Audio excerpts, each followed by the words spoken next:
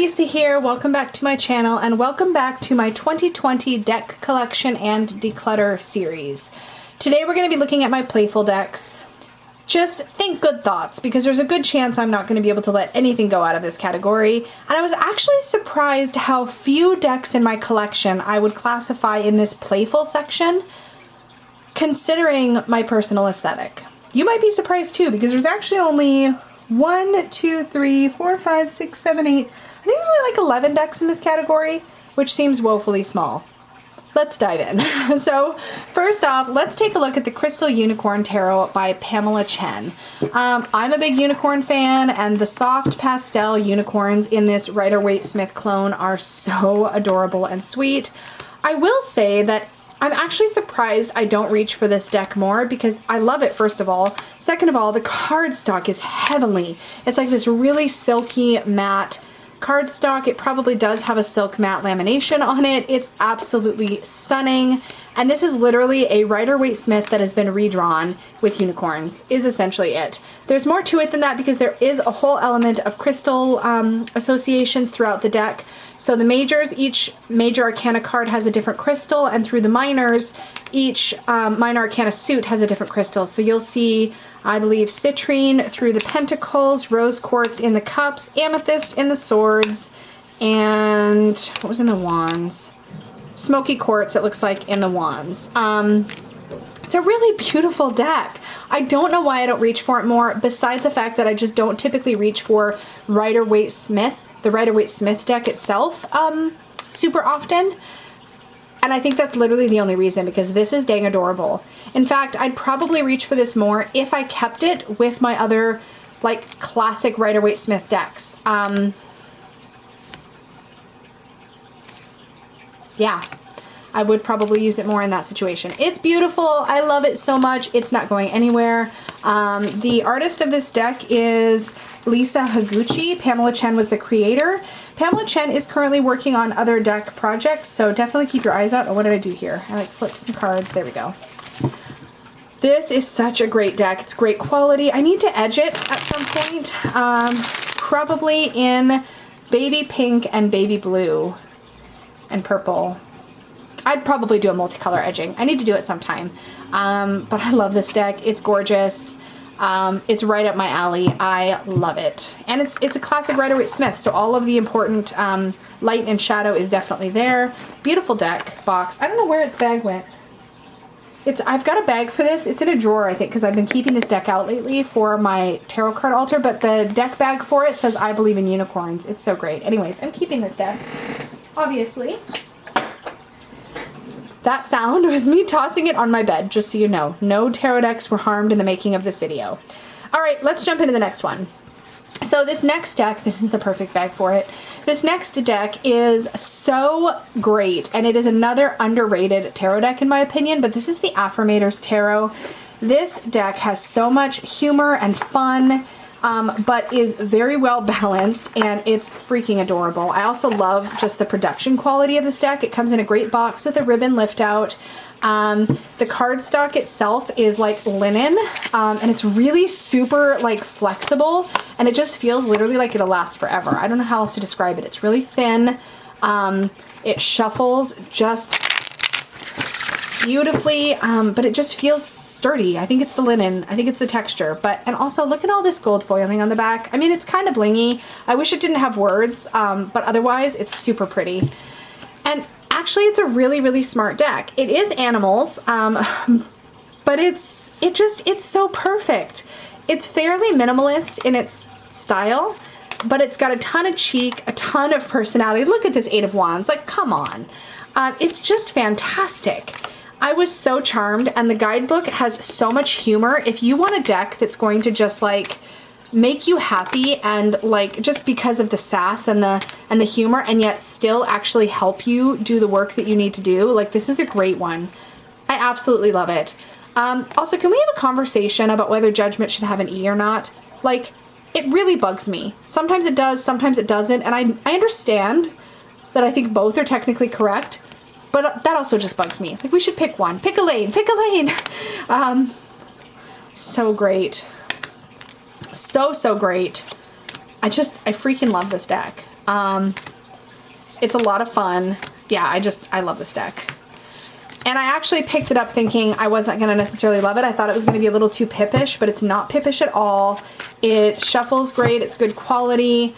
And it's very inexpensive. Again, I will have links to everything down below. I actually did a big affirmators like bonanza video, which you can also find on my channel, where I talk about this and some other affirmators products, but none of them have disappointed me ever. I love this. So I'm definitely keeping that. That's an easy decision.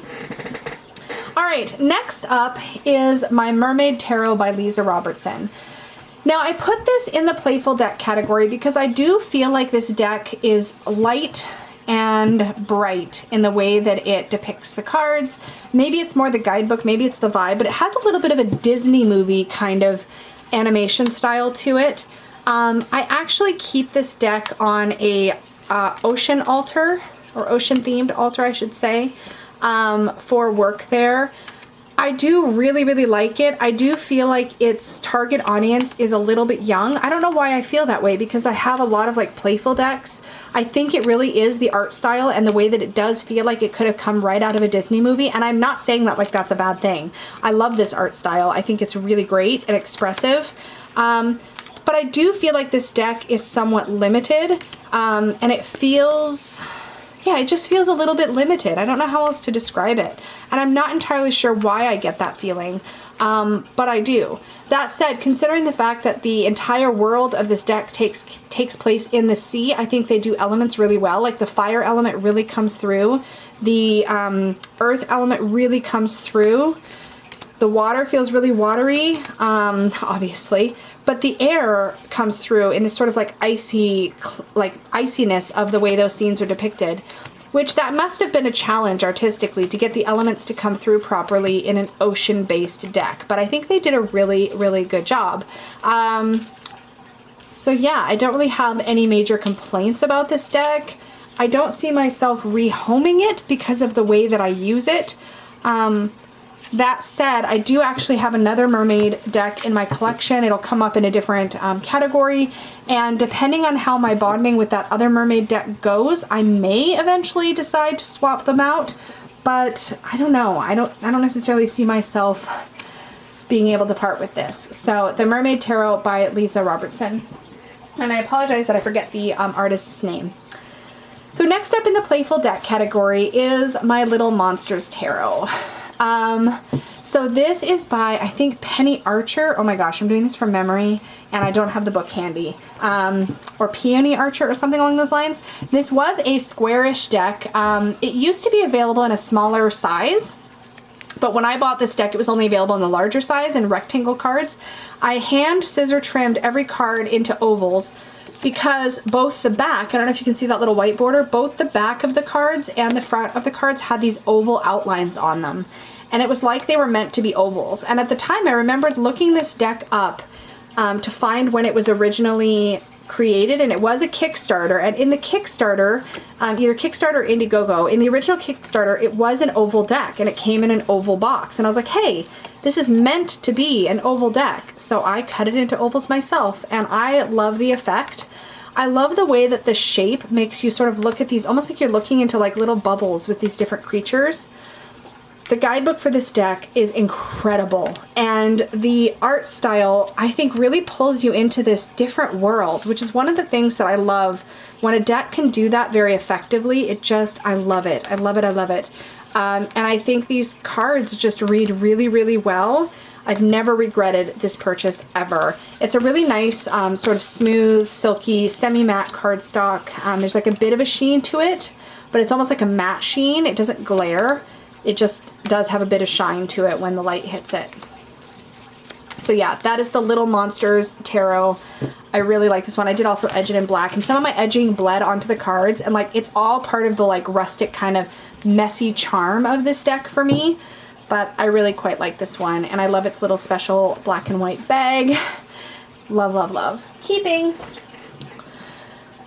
Oh boy. This is going to be, I think, a tough one. The Happy Tarot.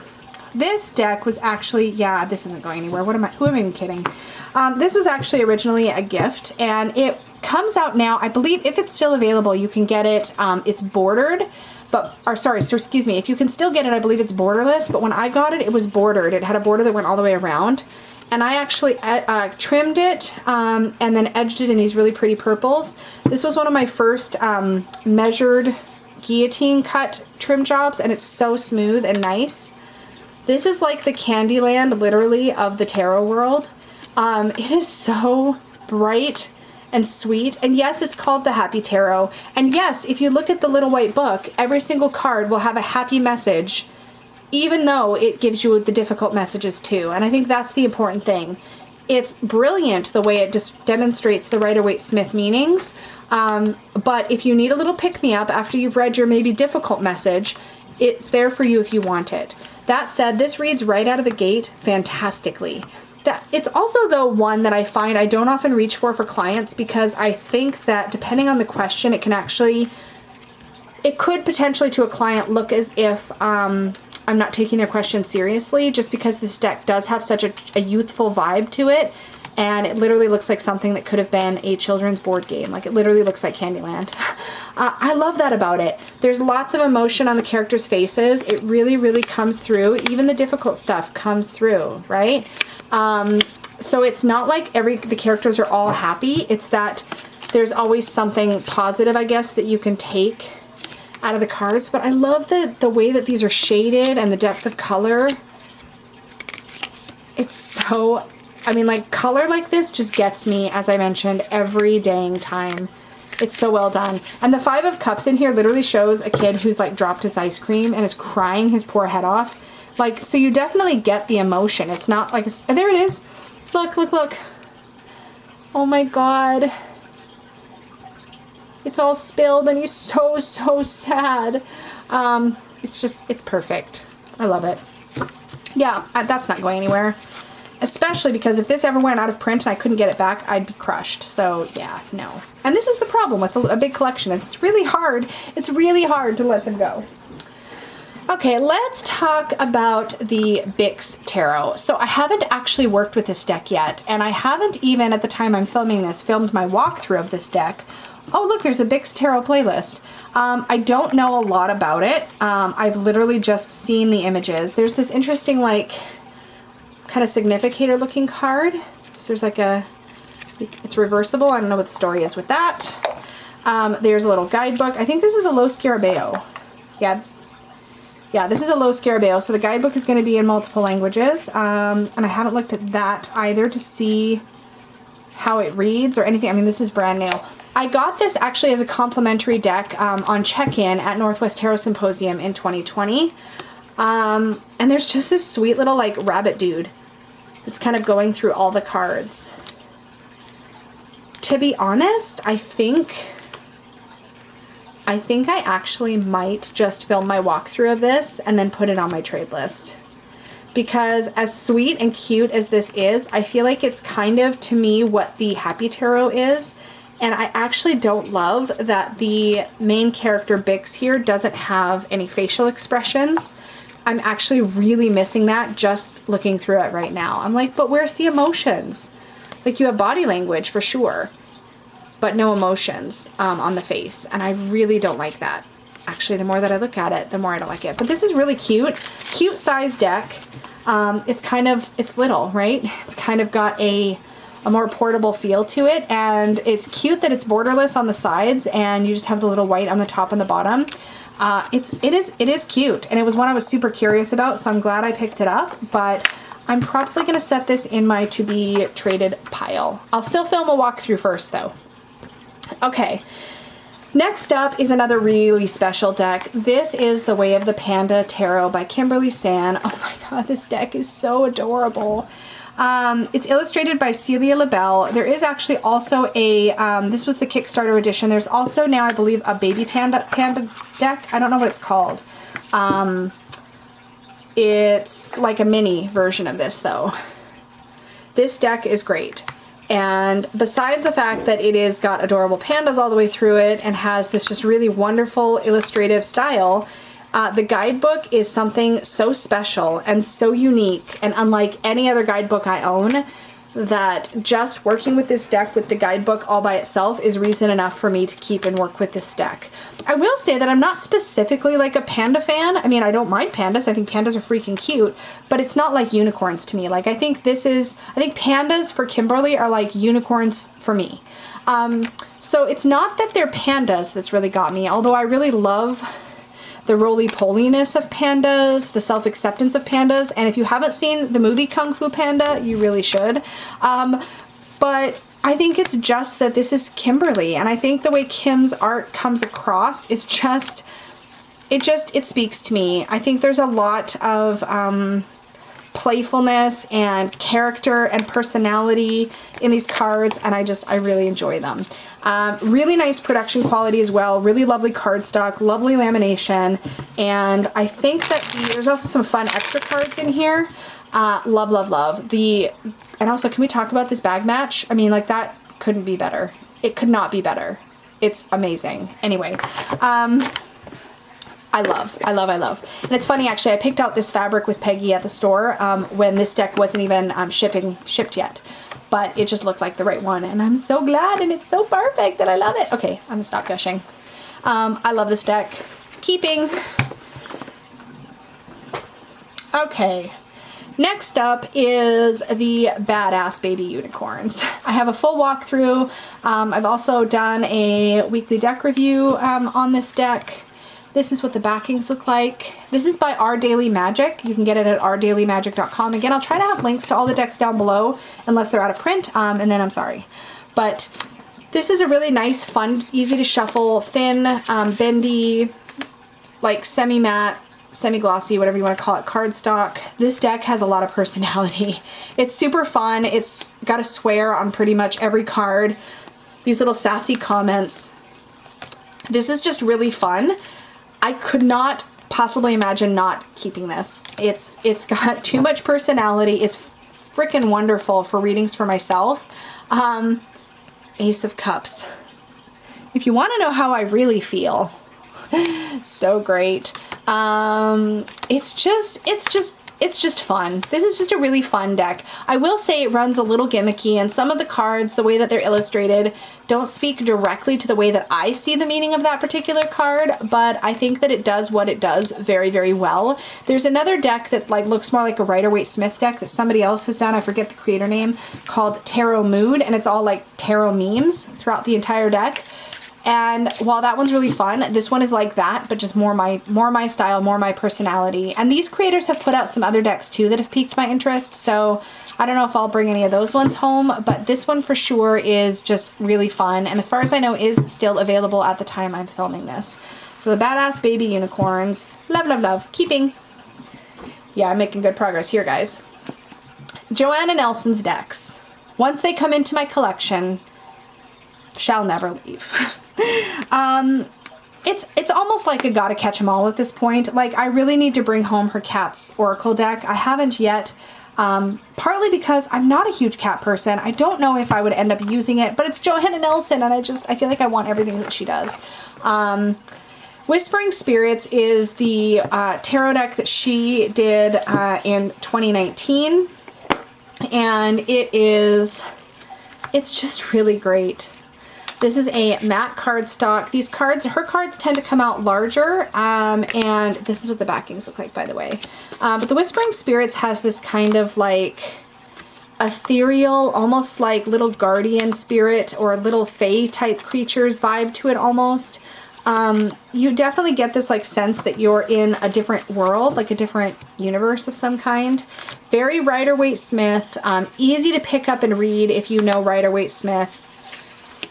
The only thing about this deck, and I am super glad I have it, but the only thing about this deck is that I love its predecessor, the Mons Tarot, which we're going to talk about in a moment, so much. I should have just talked about that other deck first. I love the Mons Tarot so much that when I reach for a deck like this, I tend to almost reach for the Mons Tarot first, but they're not the same, and they don't have the same energy. This one feels more like air, and Mons Tarot feels more grounded. I do like this.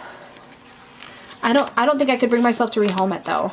I have like practically like have a little like Joanna Nelson deck like altar where I keep all my Mons Tarot stuff, and this lives over there, and I just, yeah, this isn't going anywhere. Oh, why are we upside down? What has happened? What has happened?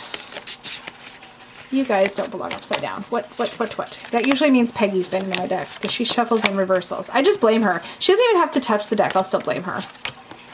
It's convenient. Okay, so that is the Whispering Spirits Tarot. Ultimately, I could see myself someday rehoming this just because I love the Mons Tarot so much, so this deck gets neglected. But from a purely like collector standpoint, I don't want it to go anywhere, at least not yet. It doesn't have a bag because it literally lives up on a shelf where I keep it on display. It's so cute. Love, love, love. Okay. Next up, I have to show you this bag because Peggy made this and I love it so much. It's embroidered with the Mons Tarot logo. So this is the box for the first edition Mons Tarot. I actually don't have anything, it's empty. I don't keep my deck in this box because I don't, but I keep the box in the bag so I can keep the bag on display. I'll explain in a moment. Dustin at Modern Metaphysique made me this stunning handmade box. I had him do it with a pressure fit, so it's not the kind of box that like you could chuck in a bag and like take with you. He usually does them with like a ribbon tie closure. I didn't want that because one of the reasons I wanted this style of box for this deck is so that I could put this on my shelf and really easily get to the cards, because I'll regularly just pick this deck up, scoop out the cards, and do a quick reading for myself. So I wanted something that was really easy to get in and out of. But typically you would have a ribbon closure on this deck. This is my first edition Mons Tarot, which was gifted to me by a really generous subscriber, and I never got over it because as soon as I got this deck, I fell in love. This is what the backings look like on the first edition. I love this deck with my whole heart. I love it so much. It's just, I don't even have words. There's a depth to this artwork that I feel like isn't quite the same in Joanna's other decks, or at least not the Whispering Spirits Tarot. And again, it's got that kind of more deep, more rooted vibe. I don't know how to describe it, and it's probably just because of my own personal preferences. But I love, love, love this deck. Now, at the time I'm filming this, the second edition Mons Tarot, which was backed on Kickstarter, is almost ready to ship out. So I'll be getting that soon. So what I'll be doing is keeping my first edition Mons Tarot in this beautiful box. And my second edition Mons Tarot in the box that it comes in is probably going to live in this bag and go up and hang up on the wall. To be available. So we'll see. Or maybe I will swap out. I don't know. I haven't decided yet. They're probably all going to live in my little Joanna Nelson deck corner. We'll see. But these are definitely not going anywhere anytime soon. But yes, I will have 2 copies of the Mons Tarot, the first edition and the second edition. Yeah, so those aren't going anywhere. So not much rehoming in this section, but let's take a look at the VIX Tarot. I think this one I can definitely rehome. I'm tempted to do I'm going to do a walkthrough of this deck before I rehome it, but I think I am going to rehome it. It's brand new. I've opened it and like looked at it, but besides that, it's basically brand new. And I could probably find it another loving home. It's super unique. I haven't heard a lot of people talking about it, so that's really fun. So that's how I did on today's declutter, keeping everything except this guy. But that's not bad considering. So thank you so much for hanging out with me in today's episode of my 2020 deck collection and declutter. I will see you guys in the next one. Make sure you like, share, subscribe, do all the good things. And if you would like to book a reading with me, you can do that over at supportivetarot.com. Thanks guys. Bye.